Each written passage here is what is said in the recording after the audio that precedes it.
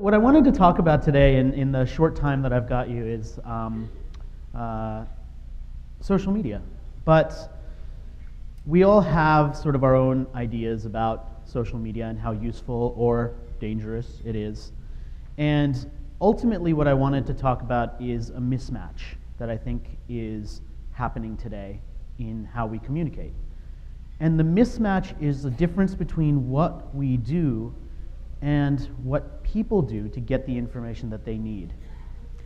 And the mismatch is this huge gulf that we need to try and bridge, whether we are on the medical providing side, or whether we're working for an institution that communicates, or whether we're working on behalf of patients. And I thought an interesting place to start this is with something that we all recognize, which is the keyboard. This is essentially what our keyboards look like today. This is the early version of the keyboard. But since sort of the late 1800s, it hasn't changed, right? Now, the original keyboard had a very interesting philosophy behind it, and it was based on the fact that typewriters used to look like this. And the problem that early typewriters had was people learned how to use it too well. And because they learned how to do it so well, they would type really fast. And when you're typing really fast on a typewriter that looks like this, the keys can't move fast enough to keep up with your fingers. So they had to slow people down. They had to slow their typing down. And so this design, the ASDF design for a keyboard, was designed to slow you down. It takes the most commonly used letters and puts them the furthest apart, forces you to use your pinkies to make most common words, completely unoptimized for speed, because at the time when they created it, that's what they needed. So in 1932, a professor named August Dvorak, he said, I can do better, and he gets a grant from the Carnegie Foundation, and he designs the optimal keyboard, the Dvorak keyboard. And this is what the Dvorak keyboard looks like. And with the Dvorak keyboard, you can type 150 of the most commonly used words in the English language with the middle row, super fast. And he gets this woman named Barbara Blackburn, who is known for her speed in typing, to learn the Dvorak keyboard, and she sets a world record of 212 words per minute on the Dvorak keyboard. So clearly superior, clearly superior. Now raise your hand if you use Dvorak keyboard. I don't see anyone, right?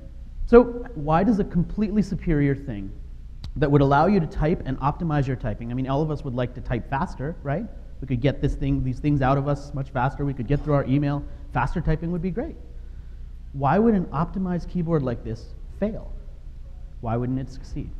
Right? Now, you're probably sort of figuring this out already. It's not a big mystery, right? Once you learn how to use one keyboard, who's going to go off and learn how to use a different one, right? You're already inherently trained to do things in one way. And so you have an inherent bias to switching. I already spent this much time learning this keyboard. Am I really going to go and try and learn a different keyboard? No. Therefore, I'll stick with the unoptimized thing that I've got, because that's better for me, because it factors into my universal need for laziness, right? I want to have the simpler solution because I already learned it. Now, if you think about how this relates to other things that we do and other things in business, one of the funny things that we do is we rely on the data, right? We look at the data and we say the data tells us this. And the data in the case of the keyboard says that it's clearly better, but it doesn't work because nobody wants to change their habit or their behavior. So the problem is, and I love how the fictional news story here from The Onion brings this to life, that there's two sides of looking at everything, right? And this fictional study that they're talking about is this idea that you've got people on this side saying, this thing is great, it's awesome, we should use it. And you've got people on this side saying, you know, it doesn't work. And I think that what I want to do is take you on a journey of where we've been and where we are today and how it's changed very quickly. And I think I want to try and bring to all of you why we need to get over this mismatch between what we think people do and what they actually do to get the information that they need, because we're standing in the way of what people need to get right now, and we need to stop doing that. The first thing that people used to do is they used to go to their doctor, right? That was the first source of any sort of information. And we all kind of know this, and I've done this in the format of tweets, not because I want you to furiously tweet these things out, but because I think that it's an interesting real-time way to tell this story that I want to tell to you, which is that things have changed from where we've been in the past to where they are. And where we used to start with was the doctor having all of the information, and we'd go to the doctor and get that information.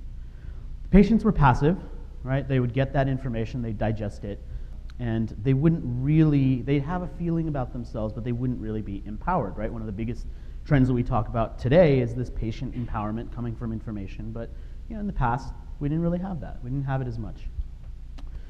The support communities that you had, because people always relied on support when it came to healthcare, but the support was in your community. It was people that you knew. It was people who lived close to you. If you had a rare condition, you were kind of out of luck, because probably there wouldn't be anyone close to you who you could talk to about that, and so you might be able to get medical journals or research or things like that, or go to the library, but you didn't have this one-to-one connection with someone who was suffering from the same thing you were, or someone trying to support a family member suffering from something like that and helping each other. You also had media as a gatekeeper, and this is not just in healthcare, but in everything, right? The media had an editorial filter, and they were the ones that decided a lot of what you saw. And if it didn't make it through the big media, you probably wouldn't see it, right? Media was consolidated. That was the past. Now in the present, one of the biggest things that's happened is you don't need to know technology in order to publish anything, right? I take my flip video, I press a button, I upload a video to YouTube, I can click post button and write my own blog, I can tweet and it goes all over the place, right? It's very simple. I don't need to know any technology. I don't need to know anything, right? Which is partially why you have so much crap on the internet, because there's no filter, right? There's no barrier. Anyone can do it. So the real challenge isn't to shut people down, it's to separate the crap from the non-crap, right? That's the challenge. And especially in healthcare, because there's a lot of crap that actually leads people down very dangerous paths towards miracle cures and that sort of thing, right?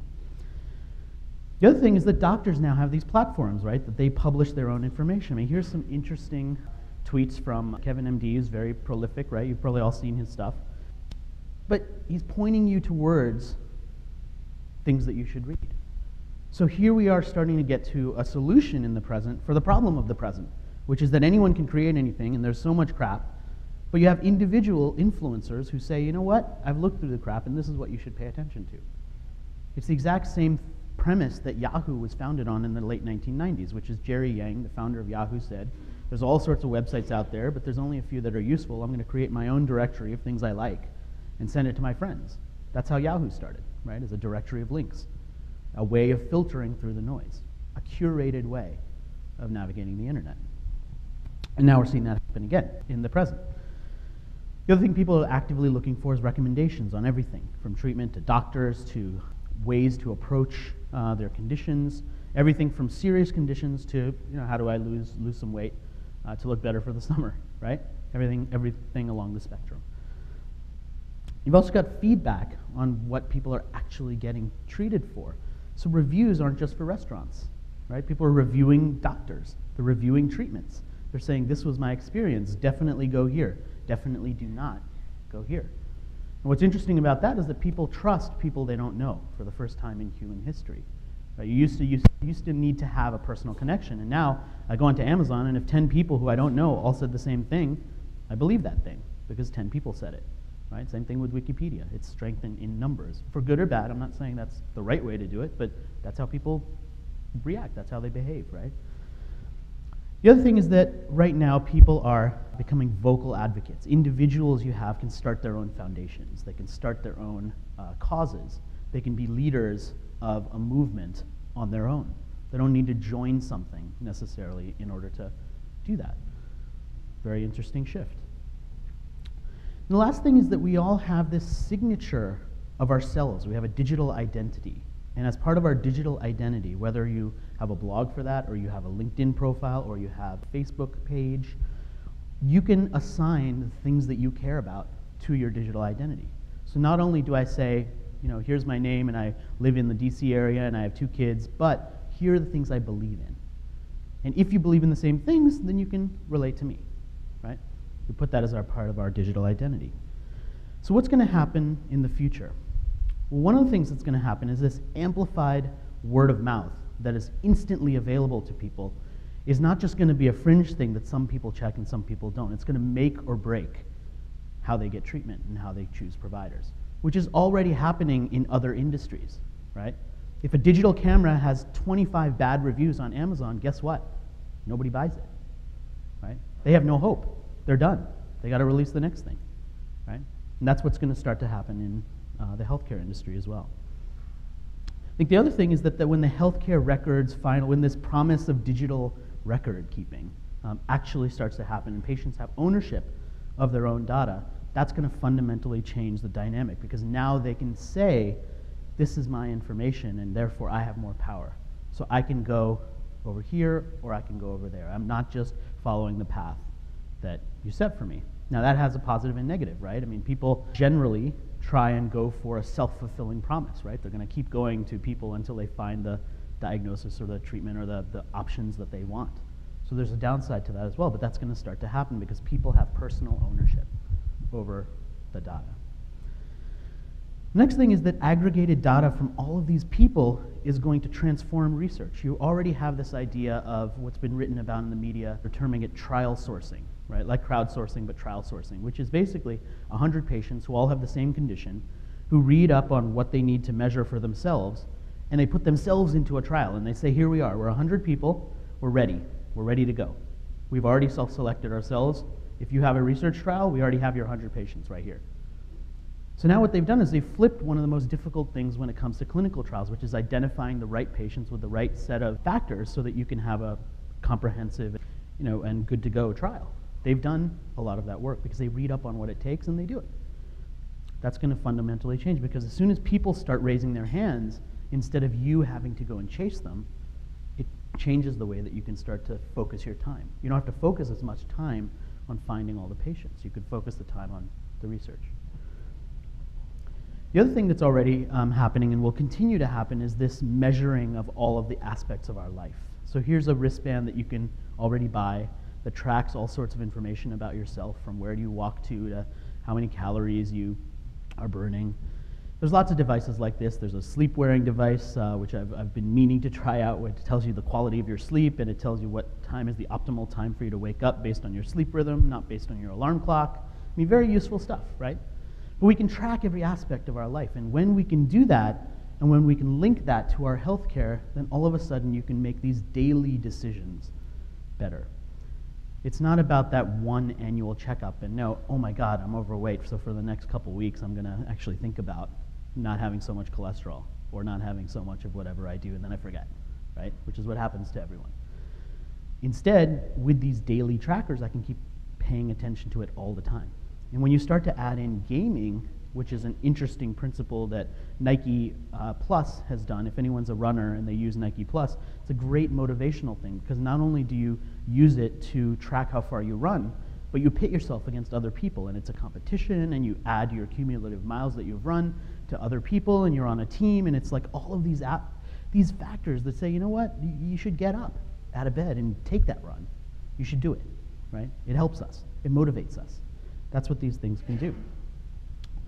The other thing is that the diagnosis for the toughest cases isn't left to one institution, right? As soon as doctors are able to use some of these platforms to collaborate with each other, you have the promise of things that right now are fictional. They're sort of the fictionalized in like Grey's Anatomy, when they're sitting there and they're doing the surgery and they're tweeting about it and somebody else tweets back and they have the magical solution.